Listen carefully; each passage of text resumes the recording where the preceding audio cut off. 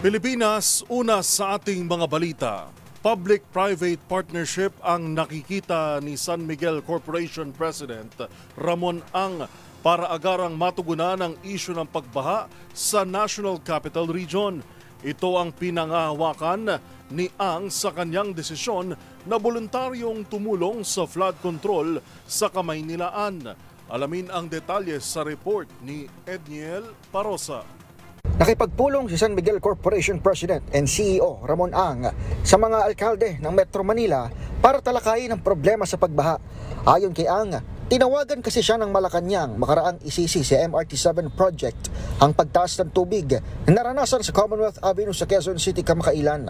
Sa pulong palitaan sa Pasig City, inanunsyo ng bilyonaryo na libreng tutulong ang kanilang kumpanya sa flood control ng buong National Capital Region.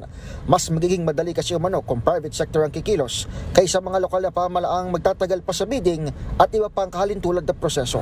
Ang local government, linisin lahat ng ilog sa Metro Manila at yung mga structure na para sa ilog, yung mga nagtatayo ng seatpile sa mga gilid, tinabaka mo na yung ilog para may mapatungan sila ng heavy equipment.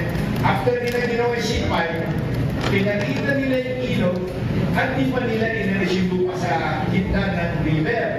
Bagamat itinanggi na MRT-7 ang may sala sa baha sa Commonwealth, batay na rin umano sa investigasyon, inimbitahan pa rin ni Ang Metropolitan Manila Development Authority para pag-usapan ang ilan pang posibleng kaparaanan upang may ayos ang mga daluyin ng tubig sa rehiyon na dati nang isinasagawa ng SMC. Kabilang sa mga nakipag-meeting sa kumpanya ay sina Manila Mayor Isko Moreno, Valenzuela Mayor Wes Gatchalian, Muntinlupa Mayor Rufy Biazon at Las Piñas City Mayor April Aguilar. Isa-isahin po namin yan, uupuan po namin. Kaya nga po sinuggest ko na involve namin ang mga mayors.